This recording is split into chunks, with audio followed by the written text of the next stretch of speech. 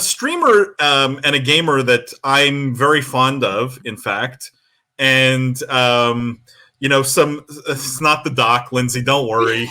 Although I was going to say, is it the doc, XQC, or Asmongold? Which one? You know it's XQC. I don't know the story. I have no idea the story, but I know that it is. I was putting my money in XQC as well. Funny enough, it's neither of any of those. It's none of the above. Okay, and the headline here is about Shroud. So Shroud, ex-professional CS:GO player turned streamer extraordinaire, in the news this week, and the headline is Shroud joins Sentinels Valorant team in sensational return to esports. So. For those who don't know, Shroud used to play for Cloud9. He's actually Canadian originally. Now he's joining Sentinels, who, by the way, we had on the podcast. That was a great episode. So go check out that episode if you didn't listen to that. So he's joining Sentinels Valorant roster and coming out of basically professional esports retirement. I mean, the question there's not much more to this story than that. Obviously, I haven't seen any specifics in terms of what he's getting paid or what the upside was for him. So I don't know any of the financial details, but I think we can assume it was probably substantial. You would think, but I'm curious what you guys think of. We've seen a lot of pro players going and becoming streamers, right? That we've seen 1,000 times over now, where pro players have successful careers as streamers after they're pro players, including Shroud here, who followed that path. But what do we think of streamers now either coming out of retirement or going back to pro play because of a new game, in this case, Valorant? I'm just curious what you guys think in general of this trend, if you think this is going to be successful. Make it general or make it specific. Jeff, you had a thought? I'll let our guest go first because it feels like this is right up his alley. Honestly, God, this is to work already. This is a cool show you're running here, Paul. June didn't tell me anything about having to work so hard. Yeah, I mean, the way I think about this is everybody wins, right? So you're Sentinels, you're in last chance qualifier. You missed out on Copenhagen, right? You get one of the biggest names in all of esports, all streaming, on your roster. People already expect you to not necessarily win and not make it through LCQ. So you have a lot of upside, right? In terms of you get a personality, you get a lot of attention, obviously all this press. And if it works and you win, it's a legend.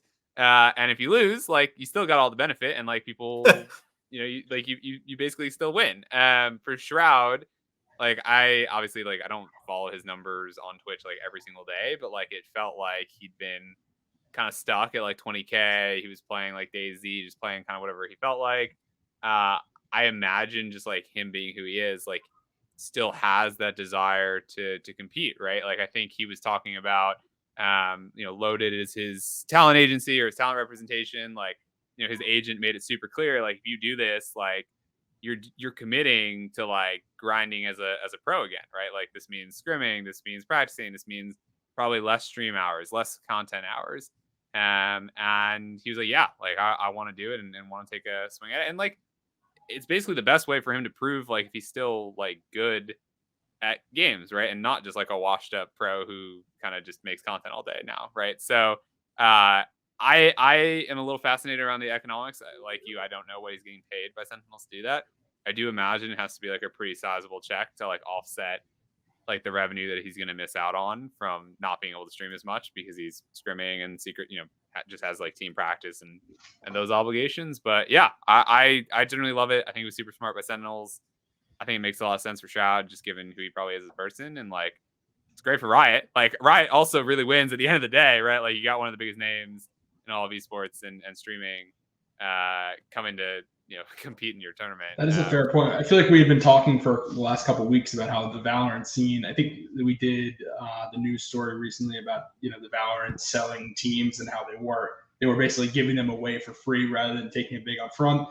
And part of what we postured was why are they doing that? Is it because they're less confident they can get big dollars for them? And we kind of were talking about just the state of the league. So this is a big move for Valorant. So I think that's a very good point by Grant there. Yeah, I want to jump in here too. And one, obviously, shout out to Rob Moore and Riley Jameson, who Paul mentioned were on the podcast back in April. But also wanted to give even though he's not part of the story, a shout out to Evolve Talent. We had Chris Lloyd and Duncan Stanley on months before that. And they really shared a lot of insight in terms of talent representation. And to Grant's point, I think the offsetting salary, the expectations of grinding versus streaming, and they really actually great episode in terms of the insight as to what a pro content creator versus a pro competitive esports athlete has to go through. And just because it's content creation doesn't mean it's all flowers and butterflies and all that stuff. These guys work incredibly hard creating content, incredibly hard entertaining and streaming. And so for Shroud to want to go into pro gaming, not to say that he's going to work less hard or harder, just kind of a different animal, I think, altogether. And I'm more interested to see how he's able to keep up on the competitive scene, because again, these are people that don't hop around different games. They they're going to be people that have stayed true to Valorant since its launch and only played Valorant since its launch. And I'm excited to see what he's capable of. I think also more than anything, this is just such a win for Sentinels that have obviously, they're obviously a tier 1 org and do great things in a number of games. And they also have a great, brand and great marketing. And we loved having them on the show. But to land talent like this and to make an announcement like this and to bring that fun back into esports when a lot of orgs are shying away from esports and shying away from increasing their investment in esports is an interesting play here. And I'm interested particularly to see how that works out for them. Well, and think about it from the long-term perspective, right? If you're Sentinels, like you're seeing what 100 Thieves does, what CLG, TSM, like take all these like kind of tier 1 orgs that are like historic, right? And like you see the arms race for securing, top talent it's just brutal, right? 100 Thieves had to give equity to keep Courage and Valkyrie, right? You have what is it, Complexity, like they're giving equity to Tim the Tapman and all these folks, right? Like there's not that many left. Like it's like Pokimane, it's like Lyric, right? Like you can like go down the list of like who's left, and like if you're a kind of a competitive brand in the esports space, and you're like, man, I want like one of those big talents, like you get to work with Shroud, see what he's like, feel it out. Maybe it's the start of like a bigger relationship, right? You can get him on board and have him be a true part of the org for the long term. Like obviously none of us know the terms of the deal, but like you have to imagine like in the back of someone's mind, like you're at least thinking about it, or at least I would be.